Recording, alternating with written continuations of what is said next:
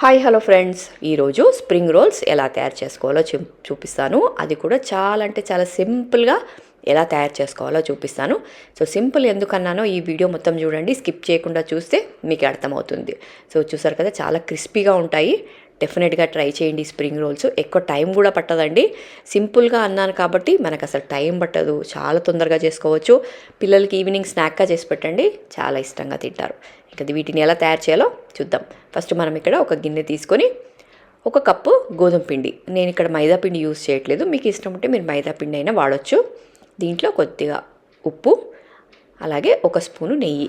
ఇక్కడ మీరు నెయ్యి లేకపోతే కొద్దిగా బటర్ అన్నా వేసుకోండి, అలాగే ఆయిల్ అన్నా వేసుకొని కలిపేసి మంచిగా కొద్దిగా వాటర్ వేస్తూ గట్టిగా తడుపుకోండి. ఇక్కడ మనము చపాతీ పిండిలా కాకుండా కొంచెం గట్టిగా తడుపుకుంటే మనకి చపాతీ చేయడానికి కొంచెం పల్చగా చేయడానికి ఈజీగా వస్తుంది. కాబట్టి కొంచెం గట్టిగా తడిపేసుకొని పక్కన పెట్టుకుందాము.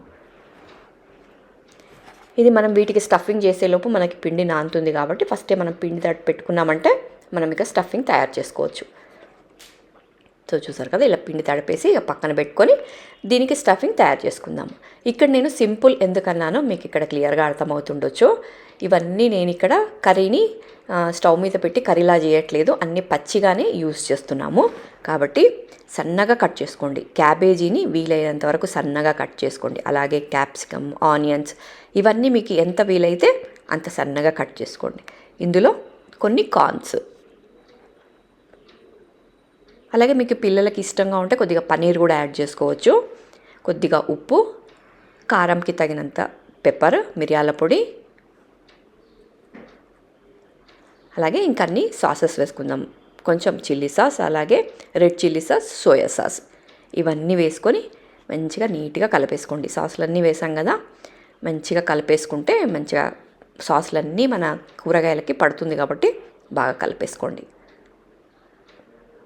సో ఇవన్నీ వేసి కొద్దిగా కొత్తిమీర కూడా వేసాను, ఇష్టం ఉంటే మీరు స్ప్రింగ్ ఆనియన్స్ కూడా వేయండి. ఇంక ఇప్పుడు ఇవన్నీ వేసి కలిపేసి పక్కన పెట్టేసుకుందాం. ఇది మనం ఎప్పుడైతే రెడీగా చేసేస్తాం అనుకున్నప్పుడు మాత్రమే రెడీ చేసుకోండి ఇది, అంటే ఈ స్టఫింగ్.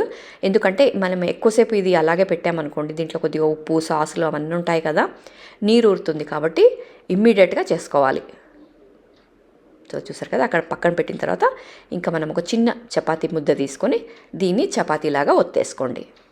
మరి ఈ పల్చగా ఒత్తేయకండి, కొద్దిగా మందంగా ఉంటేనే మనము స్టఫ్ చేసినప్పుడు చినిగిపోకుండా ఉంటుంది. సో చూపిస్తున్న విధంగా ఇలా మంచిగా నీట్గా ఒత్తేసుకోండి. ఇలా చేసుకొని మనం రెడీ పెట్టుకున్న స్టఫింగ్ ఉంది కదా, అదంతా పెట్టేసి రోల్ చేసుకోండి. ఇలా మీకు వీలైనన్ని రోల్స్ చేసుకోండి. అది మీ స్టీమర్ని బట్టి, అంటే మీ స్టీమర్ కొంచెం పెద్దగా ఉంటే ఎక్కువ రోల్ చేసుకోండి, స్టీమర్ చిన్నగా ఉంటే మాత్రం ఇలా నా స్టీమర్లో అయితే 3 పట్టాయి. అంటే నాకు స్టీమర్ లేదు, నేను మనకి చిల్లుల గిన్నె ఉంటుంది కదా, మనం కూరగాయలు అవి కడిగేసుకునేది, దాంట్లో పెట్టాను నేను. కాబట్టి మీకు స్టీమర్ ఉంటే మీరు అందులో పెట్టేసుకోండి. సో చూసారు కదా, ఇలా అన్నీ రెడీ చేసి పెట్టుకొని మనం ఆ గిన్నెలో పెట్టుకొని డబుల్ బాయిలింగ్లో మనం స్టీమ్ ఎలా అయితే చేస్తామో సేమ్ అలాగే చేసుకోండి. చూసారు కదా, ఇక్కడ అన్నీ ప్రిపేర్ చేశాను. ఇప్పుడు మనం వీటిని ఎగ్జాక్ట్గా 10 మినిట్స్ స్టీమ్ చేస్తే సరిపోతుంది.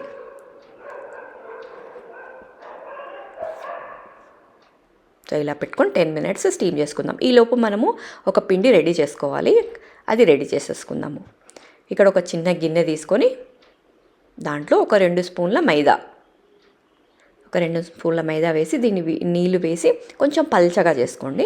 మరి గట్టిగా కాకుండా పల్చగా ఉండలు లేకుండా రెడీ చేసి పెట్టుకుందాము.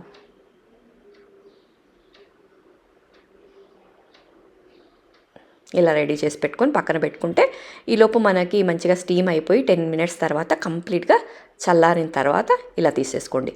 కంప్లీట్గా చల్లారిన తర్వాత ఇప్పుడు వీటిని ఒక చిన్న షేప్లో కట్ చేసుకోండి. ఇలా తీసేసుకొని చిన్నగా కట్ చేసుకొని మనం ఇందాక రెడీ చేసి పెట్టుకున్నాం కదా మైదా పిండి, దాంట్లో డిప్ చేసి ఇంకా ఆయిల్లో ఫ్రై చేసుకోవడమే.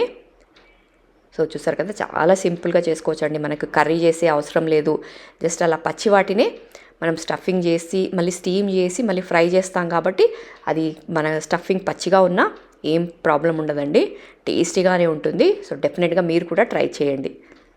సో చూసారు కదా, ఇలా అన్నీ కట్ చేసుకున్నాను. ఒకదాని వెంబడి మనం మంచిగా మైదా పిండిలో ముంచి ఆయిల్లో ఫ్రై చేసుకోవడమే. మంచిగా ఎర్రగా ఫ్రై అయ్యేంత వరకు ఫ్రై చేసుకోండి నిదానంగా. ఫ్రై చేసుకొని ఇక మీకు పిల్లలకు నచ్చిన సాస్తో సర్వ్ చేయండి. టేస్టీగా ఉంటాయి. డెఫినెట్గా మాత్రం ట్రై చేయండి. ఇంకెందుకంటే ఆలస్యం, తప్పకుండా ట్రై చేసి మీకు టేస్ట్ ఎలా అనిపించిందో కమెంట్లో తప్పకుండా షేర్ చేసుకోవడం మాత్రం అస్సలు మర్చిపోవద్దు. కానీ చివరిగా సబ్స్క్రైబ్ మాత్రం తప్పకుండా చేసుకోండి. ఎందుకంటే ఇలాంటి మంచి రెసిపీసు మరి మిస్ కావద్దు కదా. అందుకని తప్పకుండా ఛానల్ని సబ్స్క్రైబ్ చేసుకోండి. ఇలాంటి మంచి రెసిపీసు మిస్ కావద్దు అంటే ఛానల్ సబ్స్క్రైబ్ చేసుకుంటే నేను ఎప్పుడు వీడియోస్ పెట్టినా మీకు నోటిఫికేషన్ వస్తుంది. దాని ద్వారా మీరు ఎప్పుడు రెగ్యులర్గా నా వీడియోస్ చూసి ఇలాంటి రెసిపీస్ తయారు చేసుకోవచ్చు. సో తప్పకుండా చేసుకుంటారు కదా. అలాగే సబ్స్క్రైబ్ చేసుకొని మీకు నచ్చినట్టయితే ఈ వీడియో మీ ఫ్రెండ్స్ అండ్ ఫ్యామిలీకి కూడా తప్పకుండా షేర్ చేయండి. ఇంకెందుకంటే ఆలస్యం, తప్పకుండా సబ్స్క్రైబ్ చేసుకోండి అండ్ రెగ్యులర్గా ఛానల్ని ఫాలో అవుతూ ఉండండి. Thanks for watching.